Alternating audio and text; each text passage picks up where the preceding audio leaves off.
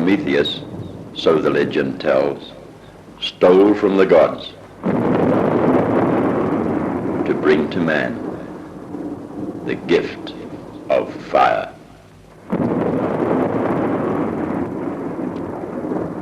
Yet here, by its meager light, in a cave in southern Europe, 500 centuries before the coming of the Christ, man had taken his first faltering, stumbling steps towards a concept that would furnish him with the power of 1,000 fires. For here on the walls of his rough abode, crudely fashioned, he had rendered the likeness of not one but two of the shaggy beasts who shared with him his limited horizons. Not one, but two. Man had distinguished between one and more than one. Man had started to count.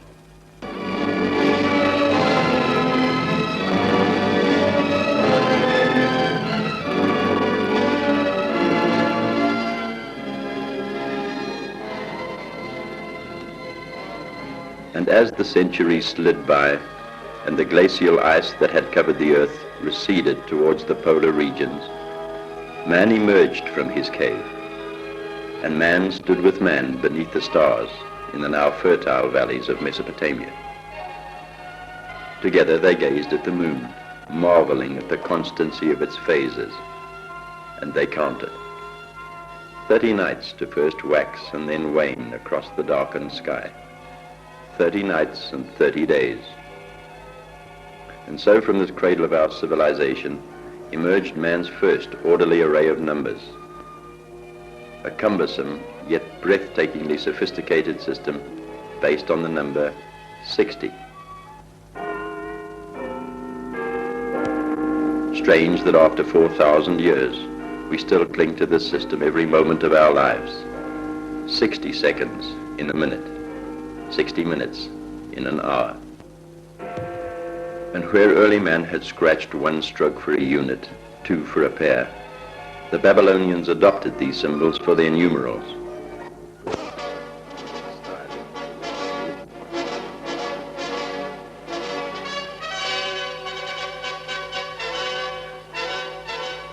Directions for knowing all dark things.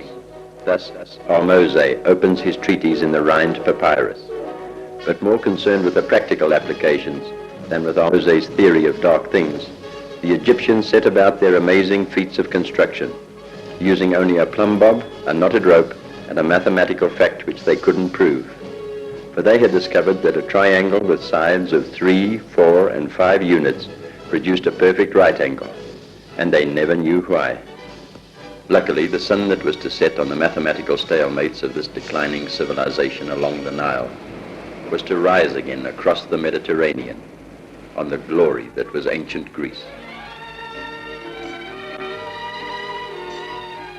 The very antithesis of the Egyptians, the inherently artistic Greeks, were drawn to the neatness and visual appeal of the mathematics of line and shape.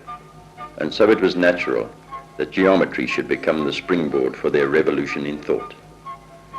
Far more important to them was not the fact that a theorem worked, but why it worked. And so the mystery of the Egyptian triangle was soon unraveled. It was Pythagoras who first demonstrated that although 3 and 4 did not equal 5, 3 times 3 plus 4 times 4 was exactly the same as 5 times 5. And his proof about the square on the hypotenuse is probably still the best known theorem in geometry. Flushed with these early successes, the Pythagoreans pressed on, seeking a mathematical reason for their artistic sense of proportion, and finding it in the golden rectangle. By now, the science of shapes and numbers had attained semi-religious proportion, and so enraptured were the Pythagoreans with their sophisticated theories that it wasn't long before an opposition group sprang up, gleefully attempting to undermine their authority with paradoxical puzzle. Achilles is to run a race against a tortoise with a 100-meter start, they said.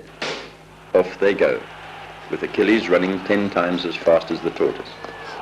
When Achilles has covered the 100 meters, the tortoise is now only 10 meters ahead. When Achilles has covered the 10 meters, the tortoise is still 1 meter ahead. and always remains ahead by 1/10 of the previous distance. And so Achilles never passes the tortoise. And Greek mathematics had to wait 100 years for Archimedes to rescue it from this dilemma. If we take any diameter of a circle and divide it into the circumference, it goes 3 times and a bit.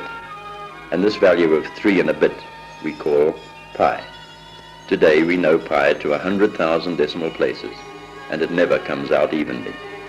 But to the Greeks and their biblical forebears, pi was a very real problem. An ornamental bowl in the Temple of Solomon, we are told in the first book of Kings, measured 10 cubits in diameter from the one brim to the other, and 30 cubits did compass it round about. Now this biblical value of pi may have been satisfactory for the biblical wheel, but the Greek chariots of the day required something a little more round, and it's a tribute to the genius of Archimedes that he obtained a value as accurate as we use today. It was this love of the circle that led Archimedes to the development of the pulley and the discovery of the screw. And it was his love of mathematics that brought home to this father of engineering the immense power of the lever, climaxing the contribution of the Greeks with the immortal words, "Give me a place to stand, and I will move the very earth." The might of imperial Rome and an empire that spanned 2 continents.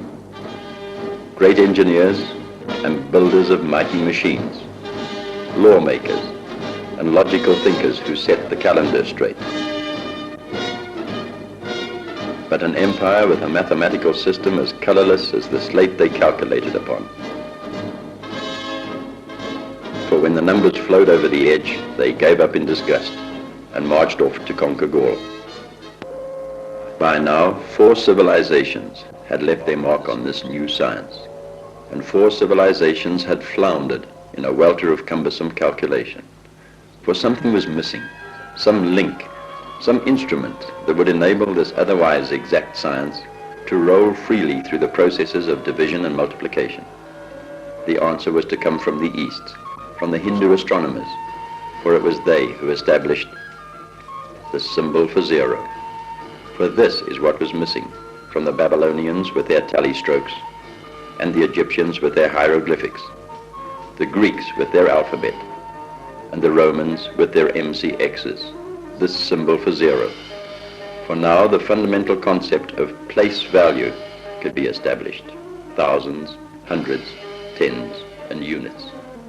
And with this, possibly the greatest single contribution to mathematics, the machinery of manipulation could now be handled by 6-year-olds instead of by the elderly scribes and high priests of antiquity. And perhaps as a mark of respect, we adopted the Hindu symbols as our own. Then, down across the plains of Europe swept the ravaging hordes of the Goths, the Vandals, and the Huns, looting, pillaging, burning, until all knowledge was destroyed, and for 5 centuries history shivered through the long winter of the Dark Ages.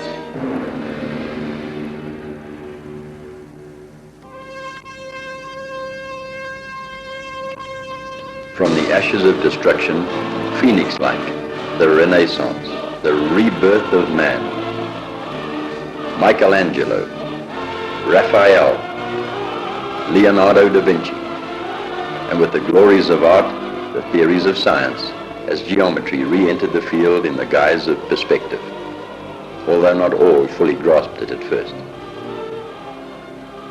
Not only in art, but also in nature, as Count Fibonacci of Pisa published a simple series in which each number was the sum of the preceding pair, only to find that all nature, for all time, had generated according to this simple series. For in nature more than anywhere else, the fundamentals of mathematics are rigorously obeyed.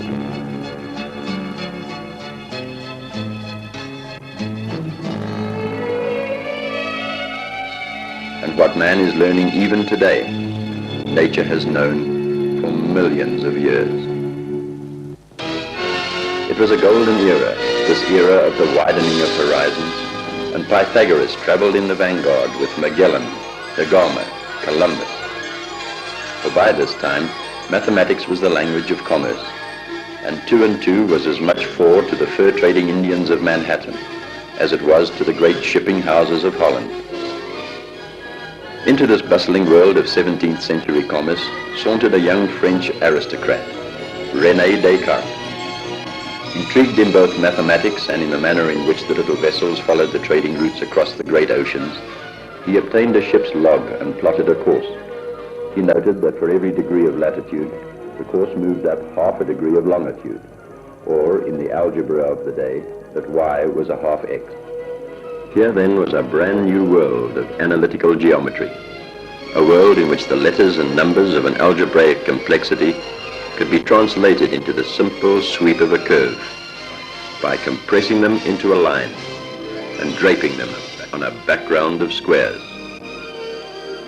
Oh, that Pythagoras could have shared this discovery, for here was the solution he would have given his eye teeth for.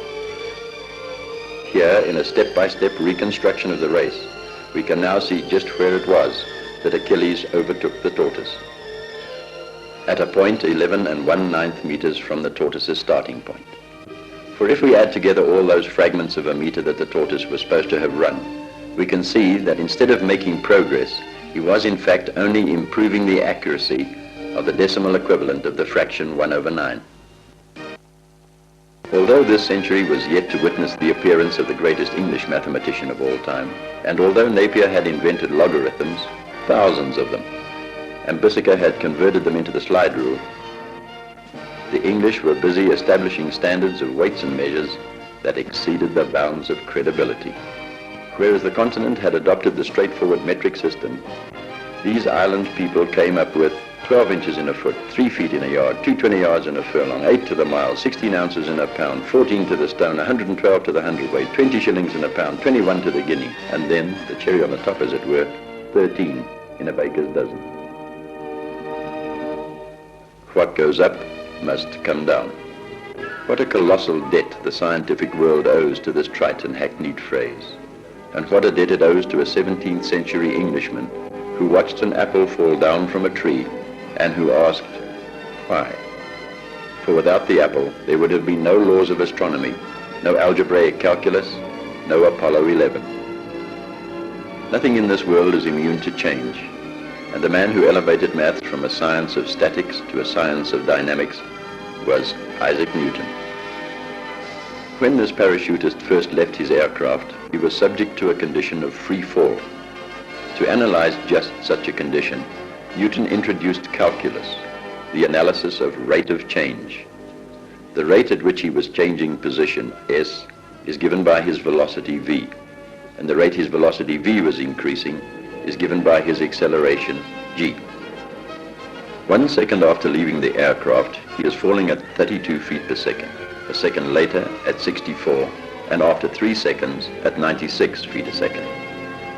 If the air were to provide no resistance, he will continue at an acceleration due to gravity of 32 feet per second until his sense of self-preservation overcomes his thirst for knowledge, and opening his parachute, he puts an end to the experiment. Today, all transportation moves according to Newton's 3 laws of motion, the most famous of which, to every action there's an equal and opposite reaction, thrusts man into the sky and carries him to lands that Newton could only have dreamed of. And it's the commerce of international air travel that today is based solely on the theories of another mathematician who, with Newton and Archimedes, completes the trio of the greatest who ever lived. A mathematician whose genius was evident from an early age. Add together all the numbers from 1 to 100, a formidable sum, but not to young Carl Friedrich, who had spotted that by adding 1 to 99, 2 to 98, and so on through to 49, he had only to add 50 and 100 to arrive at the solution. Carl Friedrich Gauss, prince of mathematicians and formulator of statistical mathematics. If we take any group of people and we measure their heights, we obtain a wide variation of results. But if we group together numbers of people of the same height, we obtain a smooth curve. And it is this Gaussian curve that is the basis of all statistical analysis.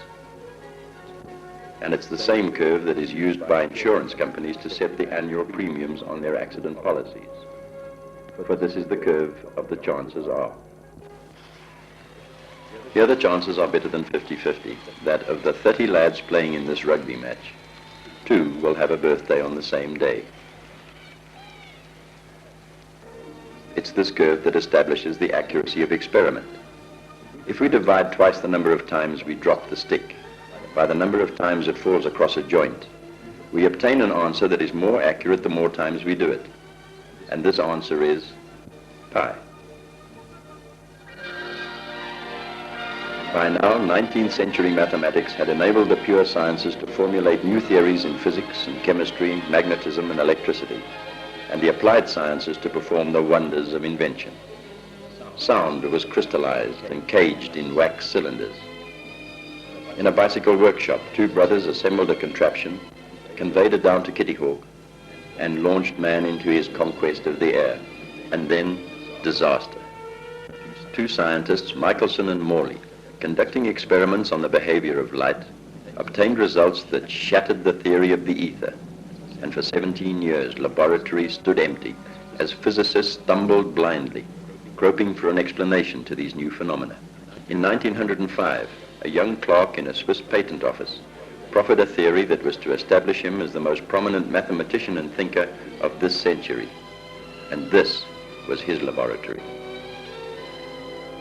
Albert Einstein put forward his theory of relativity.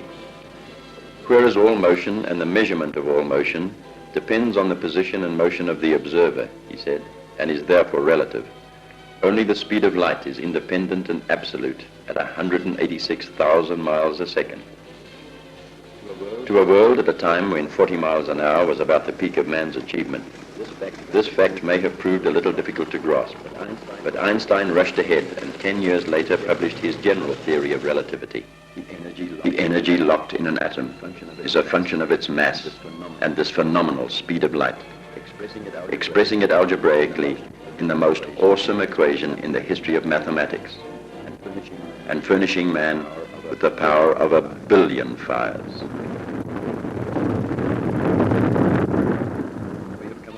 We have come a long way since that historic night 50,000 years ago. A long way from the Babylonians who watched the moon and counted. A long way from the abacus to the computer. Yet many of the cornerstones on which the structure of mathematics was founded are still as fresh and alive as the day they were first formulated. A bird, wrote Leonardo, is an instrument working according to mathematical law. And today we know he couldn't have been closer to the truth. The mathematicians of the Middle Ages gazed at the constellations, and today we have kicked the very dust of their surfaces. Where do we go from here? Deep, perhaps, into the mysteries of nature, where such excursions have an odd way of supplying equations to fit the facts before science stumbles on the facts that fit the equations, or alternately out into endless space, couching in the boundless cosmos our future mathematical workshops, for this the oldest and the youngest science of all.